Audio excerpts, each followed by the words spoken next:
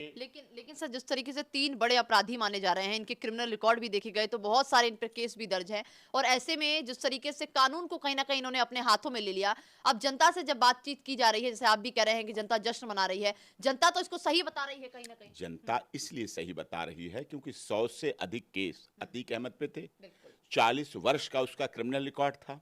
40 वर्षों में, ये बड़ी गंभीर बात मैं कह रहा हूं जिम्मेदारी के साथ, ये एक ऐसा अकेला शख्स था जिससे माननीय 10 न्यायाधीशों ने उनकी हियरिंग करने से अपने को अलग कर लिया। बड़ी बात, मैंने बड़े बड़े केस लगे, हाथरस केस लड़ा और जीता, लेकिन अतीक अहमद के केस में 10 माननीय न्यायाधीशों ने अपने को अलग कर लिया कि हम सुनवाई नहीं करेंगे। 11वें ने सुनवाई की, उन्होंने उसके हक में फैसला किया। इससे कितना बड़ा मैसेज जाता है कि अतीक अहमद, आप ताली की बात कर रही हैं, खुशी मनाने की बात कर रही हैं, मिठाई बांटने की बात कर रही हैं, एक समाज का ऐसा वर्ग इस तरह का तैयार हो रहा है कि उसे अदालत पर भरोसा नहीं हो रहा, पुलिस पर भरोसा नहीं हो रहा। दूसरी तरफ क्या था, जो हमलावर थे, जिस तरह से हमला हुआ, जिस तरह से सारी प्लानिंग हुई, वो कौन थे, क्या थे, किस लिए थे, पत्रकारिता को तो यूज किया गया, गलत किया गया, वो कैसे वहां सब हो रहा था। अब वहां पर क्या शुरू होती है, हत्या के बाद, सब वीडियो में आ रहा है, हत्या के बाद वहां जय श्री राम के नारे लगते हैं। ये जो विषय आया है, हत्या के बाद जय श्री राम के नारे लगे, क्या हत्या करने के बाद जय श्री राम लगाने से वो हत्यारे देशभक्त बन गए?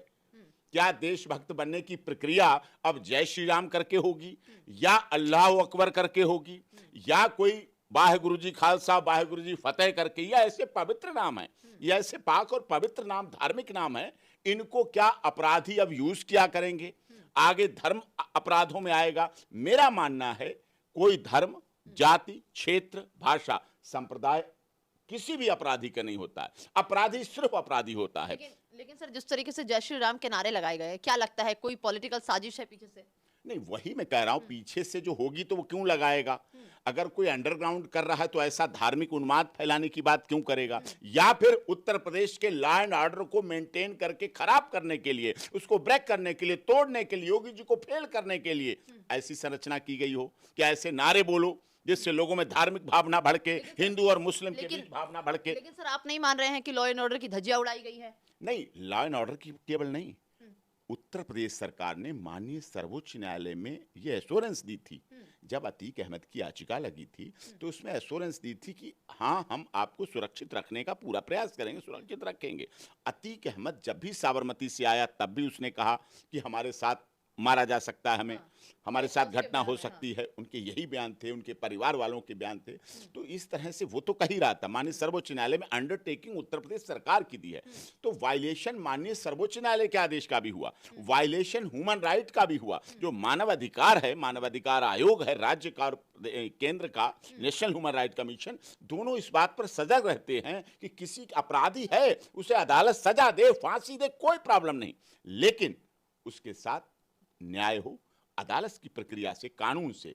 अब अगर न्याय खुद में ही ले लिया जाएगा, अब दूसरी बात ये थी, ह्यूमन राइट्स का वायलेशन हुआ, अतीक अहमद को सुप्रीम कोर्ट का आदेश का वायलेशन हुआ, ह्यूमन राइट का वायलेशन हुआ, स्टेट का।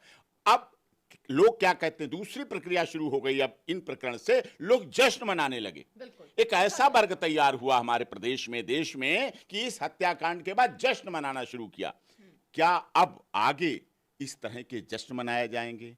क्या लोग अदालत और पुलिस पर भरोसा छोड़कर अपने मामले सुलझाने के लिए हत्या का रास्ता अपनाकर क्रिमिनल को प्रमोट करेंगे?